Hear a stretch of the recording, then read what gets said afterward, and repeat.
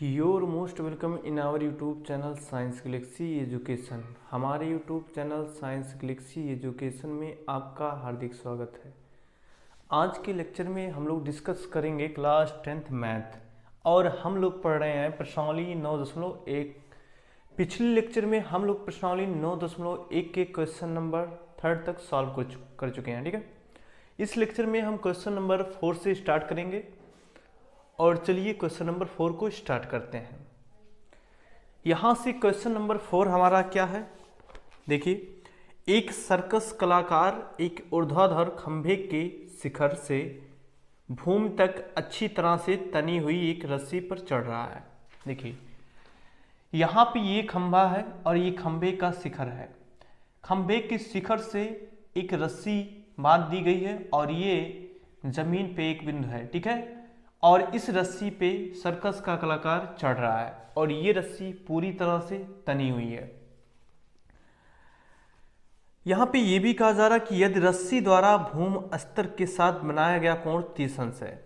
ये आपका भूमि स्तर है और यहां से रस्सी जो कोण बना रही है वो 30 अंश है। ठीक है, तथा खंभे की पाद बिंदु से, खंभे का ये पाद बिंदु है, पाद बिंदु का मतलब होता है पैर। ठीक है, पाद का मतलब पैर होता है यानी निचला सिरा।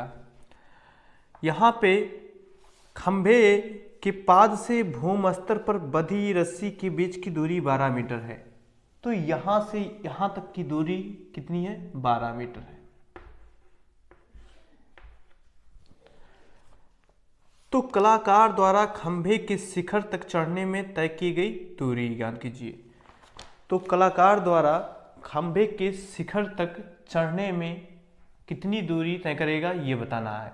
यानी यहां से सर्कस का कलाकार चढ़ना शुरू करता है और यहां तक जाएगा। ठीक है, तो ये से बी तक की दूरी हमें चाहिए। ठीक है, तो चलिए देखिए, यहां से देखिए ये हमारा एंगल है और एंगल के सामने की जो भुजा होती है वो क्या होती है? लंब होती है। और ये सबसे बड़ी भुजा है, ये कर्ण है, और ये बीसी जो भुजा होगी ये आपकी आधार होगी। ठीक है, यहां पे देखिए हमको कर्ण निकालना है और आधार दिया गया है और हमारे पास एंगल है।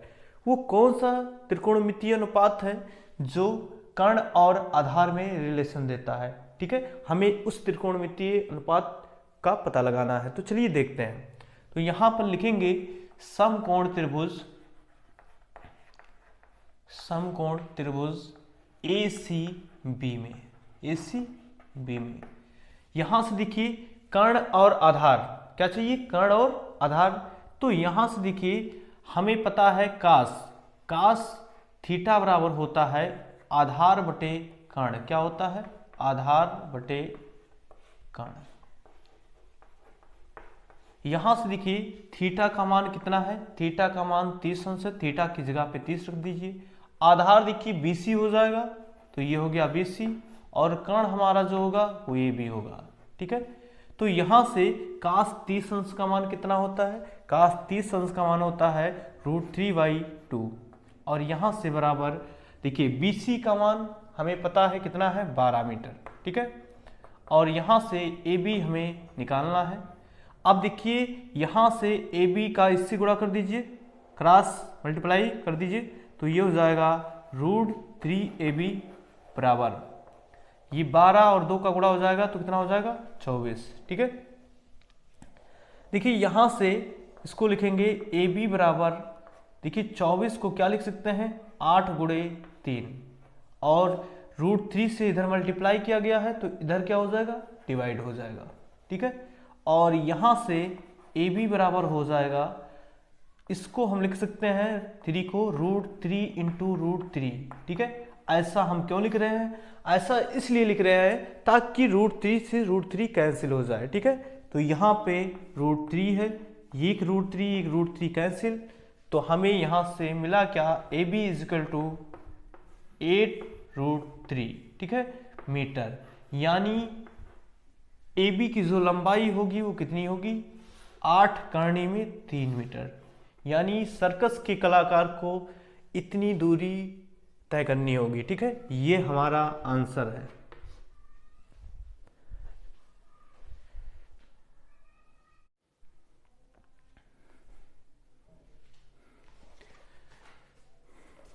चलिए क्वेश्चन नंबर 5 की तरफ चलते हैं। क्वेश्चन नंबर 5 हमारा क्या है देखते हैं।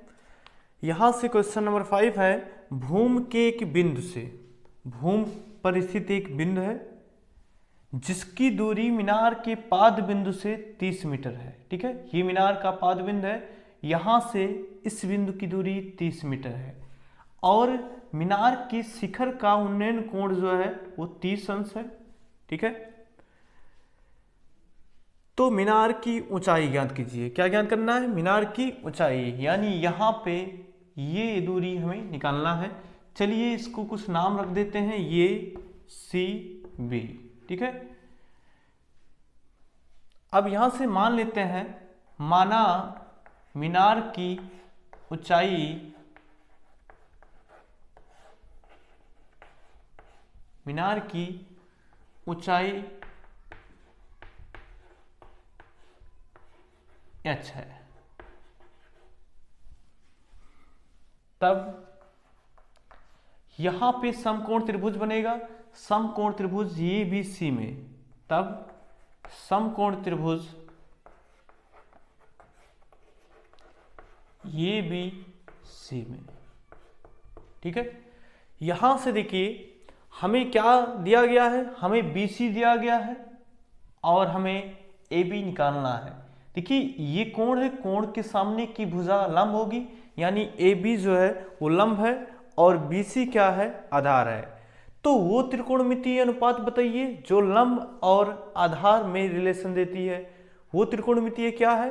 वो त्रिकोणमितीय अनुपात tan है। ठीक है, तो tan थीटा बराबर लंब बटे आधार होता है। क्या होता है? लंब बटे आधार होता है। यहां से देखिए, तो tan थीटा का मान कितना है? 30 अंश, तो 30 अंश रख देते हैं। देखिए इसके सामने की भुजा लंब, यानी AB जो है वो आपकी लंब है और आधार जो है वो क्या है? BC है।